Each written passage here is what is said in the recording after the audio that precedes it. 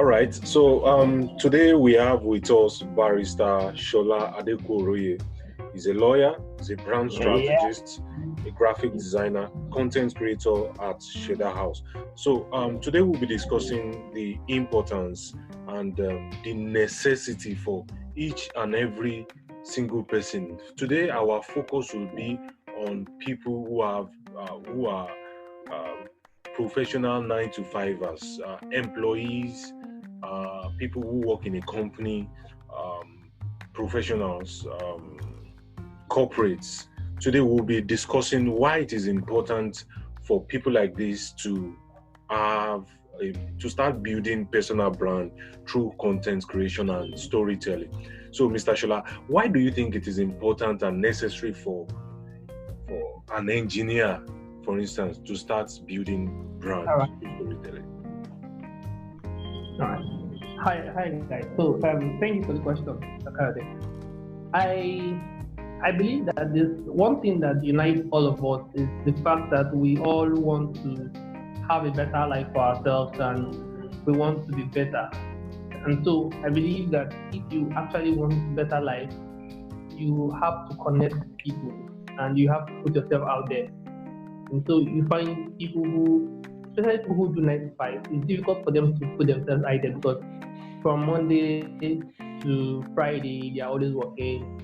Saturday, they are trying to relax. Sunday is church or mosque or whatever activities they have, and then they have to restart the week again. And so it's difficult to actually connect outside the office.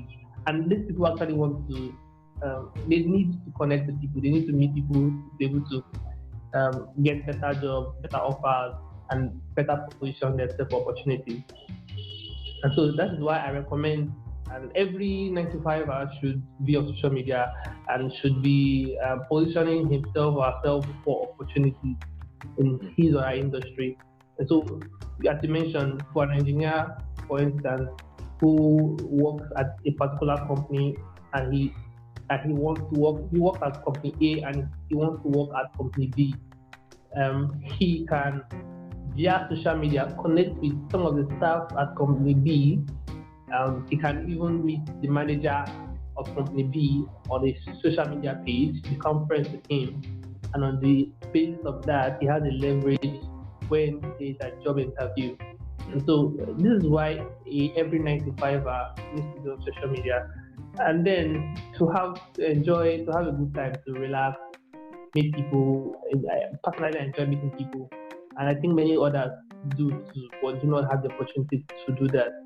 I think it's a good place to meet people and have good conversations.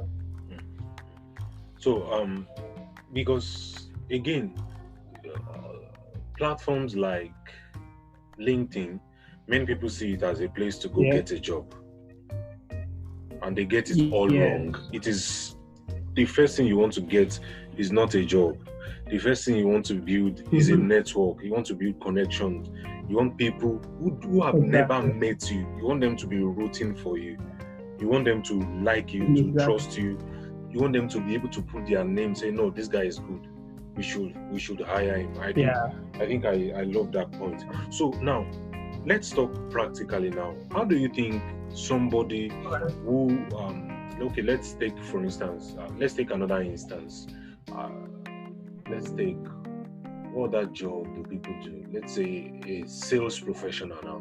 How do you think you can go about one easy steps they can go through to start creating the content? How do you think? Yeah, so for me personally, what I recommend is usually very similar in almost every instance. Of course, context determines a few changes, but the principles are essentially the same. For those who find it difficult to create content, because when people hear the word content, their heart skips a beat. Like, how can I write? I don't have anything in my head. I have to do research and read books and watch videos before I can create them. And so I say no, just calm down. First thing you need to do is the easiest way to go about it is think of it as documenting your life. And right now your life can be segmented into three: your past, your present, and your future. Right now, you don't know anything about your future. That is, we all don't know anything about our future. It depends on what we do today, right? So, but you can document about your past. How was your past life? How were you as a nursery school student? How were you as a primary school student? How did things go for you when you were in secondary school? These are the things that people are interested in. People enjoy seeing it. So if you have pictures from those events, you can drop those pictures. If you have videos too, fantastic. And people will be glad to see you, your younger self, right? Yeah. So you can create something. You can write about how things were at the time, and then you can put in your story of how you became a salesperson. Those things people connect with it because for some of us, when we look at people from a distance, we think that it just happened. They had like magical skills that brought them to where they are. But after life happened, certain things happened, and they are now where they are. And so if people hear your story of how you moved from one stage to another, and they find they can connect with a part of your story, then they are connected to you, and so they want to be always a part of what you do. So that's a very great way to do that. Another thing you can do is document your present. What are you doing now? How tell people about what you're doing now, and that will help. When you tell people about what you're doing now, people connect with you, people enjoy what you do, and it's a great time. And you have a great time together. Interesting. So another question I want to ask is, I sincerely believe that if your why is really, really strong, you will find out how to do the thing you want to do. If you have, let's say you have 100 reasons why you need to do this thing, you will find out a way to do it. You find out a way to be consistent about it. There is another thing I'm going to still ask your thoughts about. Or maybe let me put that one first. A lot of people have asked me. In fact, there's still that question on my Facebook page that asks, how can I be consistent with my content creation? How can I be consistent? I actually saw the question, and I was hoping for an answer from you too.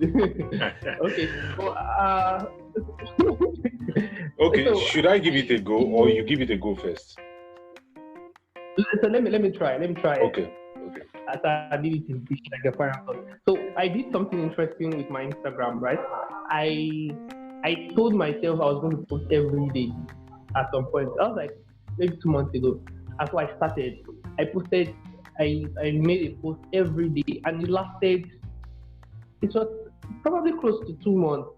I probably skipped a few days, but I was very consistent with what I was doing. Yeah, and it worked. And it was an experiment. And when I thought that I had finished it, I felt good. I looked at the post there, nice, but that was an intentional run at it. But I was stressed out. The process at some point was becoming very tiring. Of course, the reactions from people was quite good, but I was pulling myself. I was basically using everything in me. Sometimes I was really tired, and I was just trying to bring out content from anywhere and just post it like that. And it was a really stressful time. Okay. And so I didn't really enjoy the experiment. But this is what I did. But with Facebook, I'm quite consistent, but I enjoy it. Anything that comes to mind and I want to share, I just share it. And so I think it's really about do you enjoy it? Are there things you can do to ensure that you enjoy it better? And so do that. So enjoy the process. That's what essentially I would say. With Instagram now, I enjoy the process now. I just post what I read in my mind, and I leave, and I engage with people. So I just enjoy the process, because if you talk